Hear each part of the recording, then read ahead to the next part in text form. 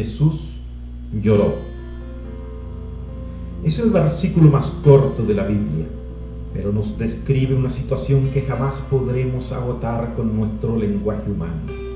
Es más, aún los seres angelicales contemplarían atónitos a su Creador, sufriendo una experiencia totalmente nueva para el Rey de Gloria, dado que en el cielo no existe lágrima ni dolor.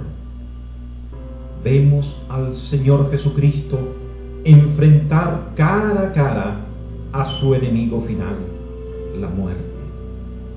Él descendió de la excelsa gloria tomando un cuerpo humano, y aquí le vemos en la expresión más profunda de su humanidad, llorando ante la tumba de Lázaro.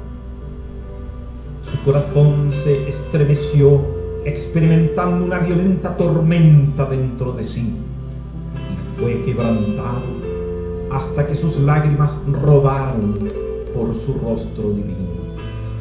Su santa naturaleza se estremeció al contemplar con su humanidad las trágicas consecuencias del pecado.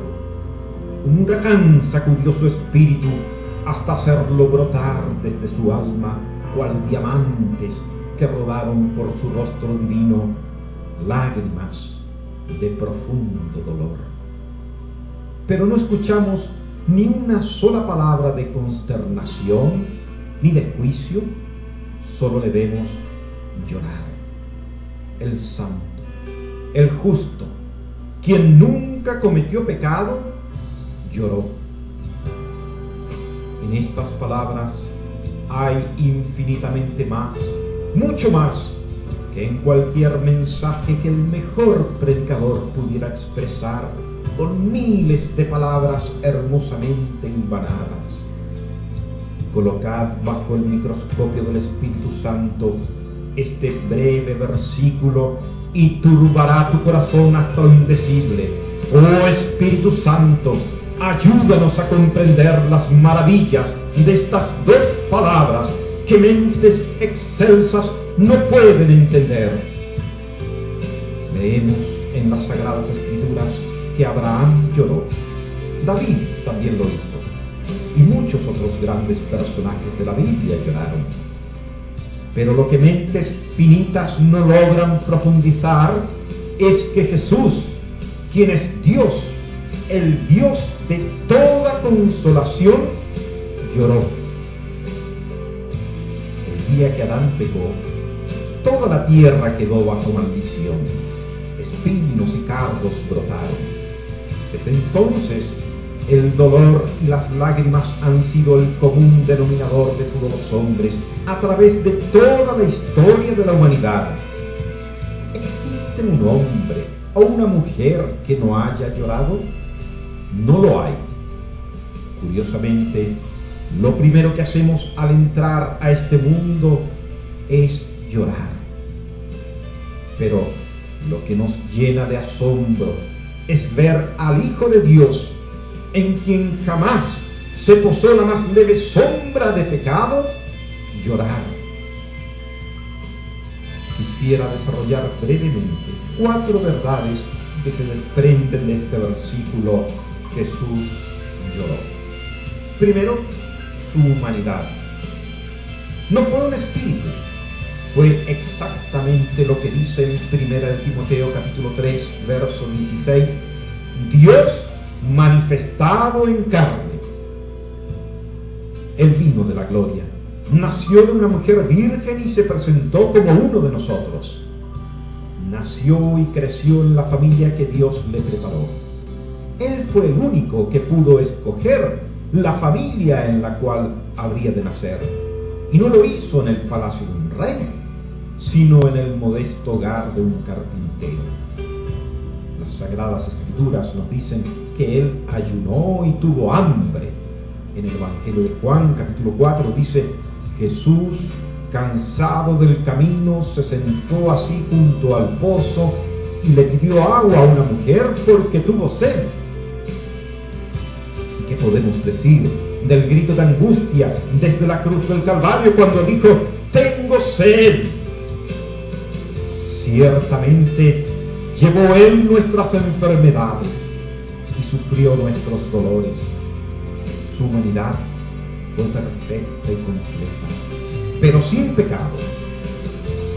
Nos dice el Evangelio de Mateo, capítulo 4, que aún fue tentado por Satanás, pero por cierto, Cristo fue el vencedor.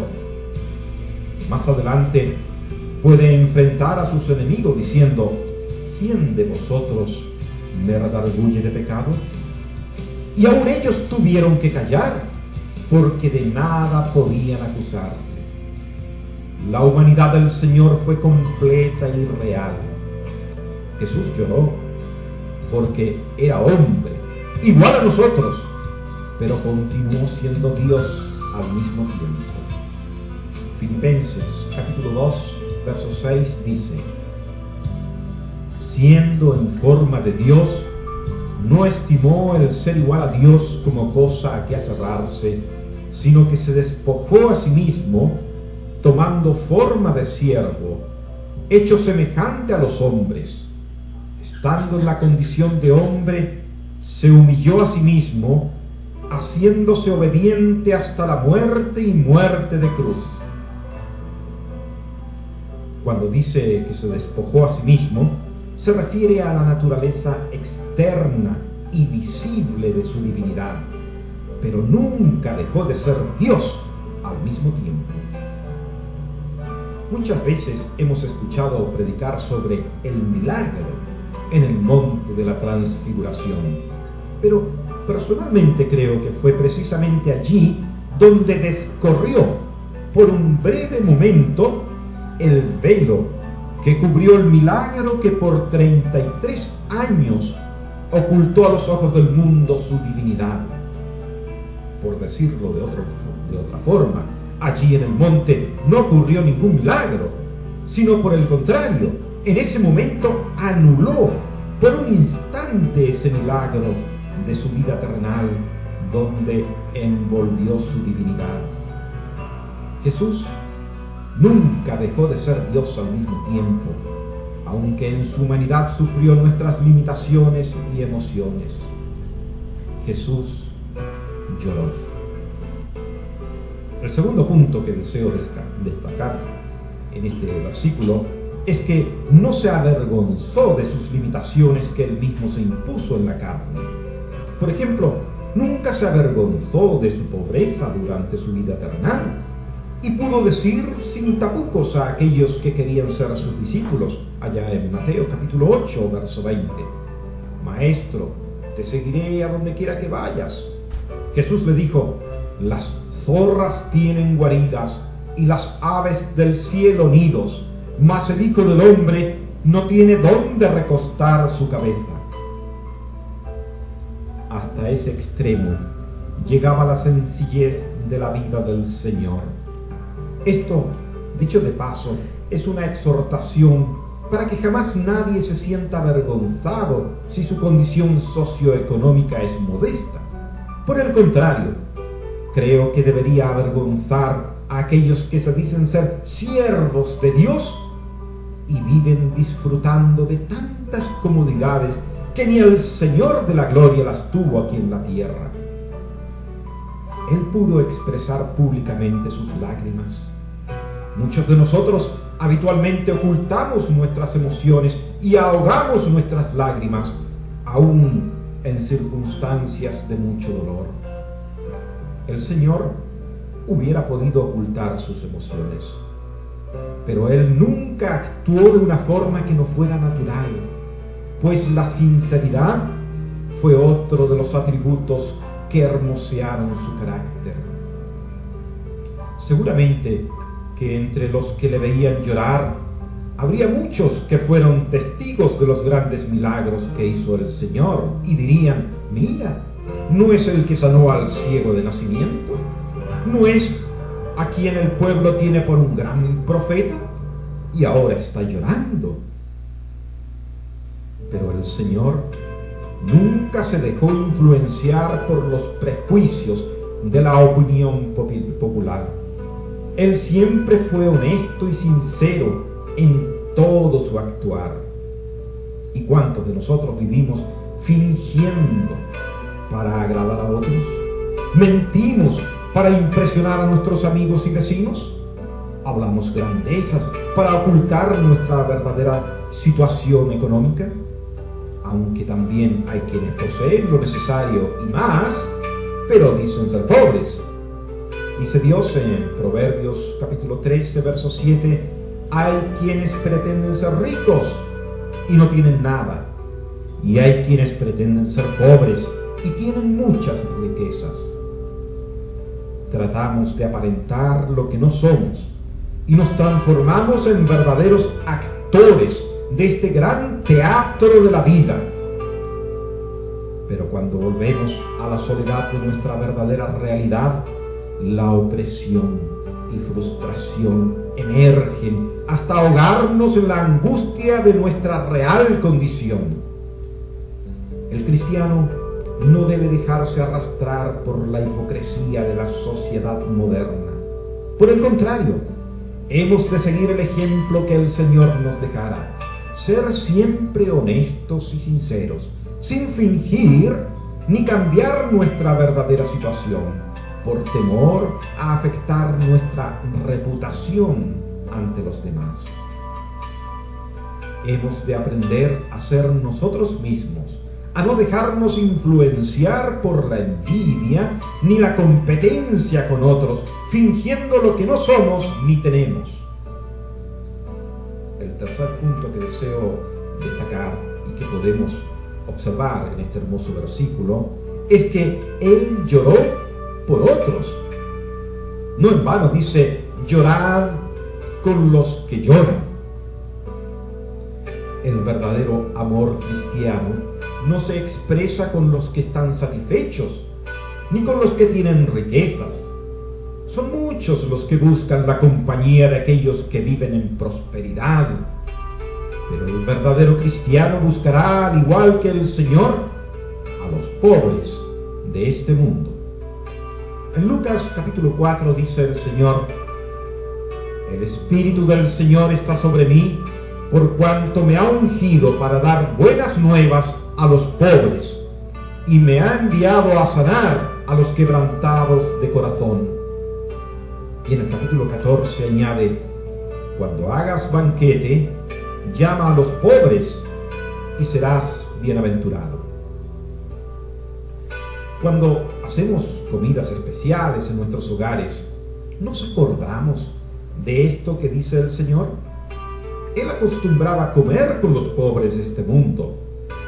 Usted, que se define como cristiano, ¿está siguiendo el ejemplo del Señor? ¿O prefiere juntarse solamente con los más acomodados o con los que son de su clase social? El Señor se identificó con los pobres, con los que sufren, y nos consuela en todas nuestras tribulaciones, porque Él llevó nuestras enfermedades y sufrió nuestros dolores. Jesús lloró. Creo que Él no lloró exclusivamente por la muerte de Lázaro. Y aquí deseo extenderme al cuarto punto. Jesús lloró por usted y por mí. El relato bíblico nos dice que las hermanas de Lázaro enviaron a decirle al Señor, quien se encontraba en otra ciudad, que Lázaro estaba muy enfermo. Oyéndolo, Jesús dijo, esta enfermedad no es para muerte, sino para la gloria de Dios, para que el Hijo de Dios sea glorificado por ella. Y se quedó 2 días más en el lugar donde estaba. Luego, siendo el Dios omnisciente, supo exactamente el momento cuando Lázaro murió y se lo reveló a sus discípulos diciéndolo, Lázaro ha muerto y me alegro por vosotros de no haber estado allí para que creáis, mas vamos a él. Cuando llegó a la ciudad de Lázaro y frente a su tumba dijo, quitad la piedra. La primera lección práctica que sacamos de este relato es que el Señor no hace la parte que nosotros podemos hacer. Los discípulos podían mover la piedra que sellaba la tumba, pero solamente el Dios de la gloria podía darle vida. Marta, la hermana del que había muerto, le dijo: Señor, hiede ya, porque es de 4 días. ¿Por qué pienso que el Señor, cuando se encontró frente a la tumba, no estaba llorando solamente por Lázaro? Porque nos dice la Biblia que el Señor supo de la gravedad de la enfermedad de Lázaro y aún así se quedó 2 días más en el lugar donde estaba aguardando la muerte de éste. Porque claramente lo dijo a sus discípulos: Lázaro ha muerto, y me alegro por vosotros de no haber estado allí para que creáis. Cuando el Señor llegó a la tumba, habían pasado 4 días. Le dijeron: Señor, hiede ya, porque es de 4 días. El Señor supo de la muerte de Lázaro y sabía que habría de resucitarle. Este milagro fue necesario para robustecer la fe de sus discípulos, pues les dijo: me alegro por vosotros de no haber estado allí para que creáis. Entonces, ¿por qué lloró cuando se encontró frente a la tumba? Lloró porque su corazón se estremeció como un huracán en su pecho cuando se encontró cara a cara con su enemigo, la muerte. Y en ese cuerpo putrefacto, él estaba contemplando lo que el pecado hará finalmente a todos los seres humanos, a los que él creó a imagen y semejanza de Dios.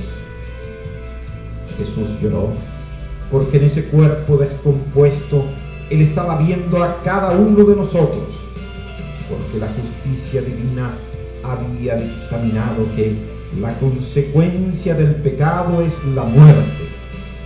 Y como todos nosotros hemos pecado, ese será el final de cada uno de nosotros. La muerte es una prueba irrefutable que todos nosotros, sin excepción, hemos pecado.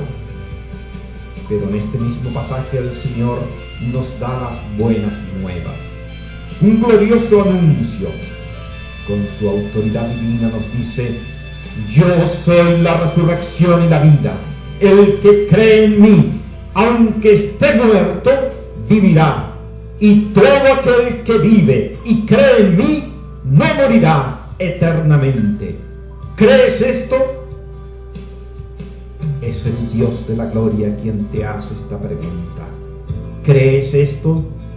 Permita al Señor que su palabra penetre hasta lo más profundo de tu corazón y le recibas como a tu Salvador personal. Cree en el Señor Jesucristo y serás salvo. Que así sea. Amén.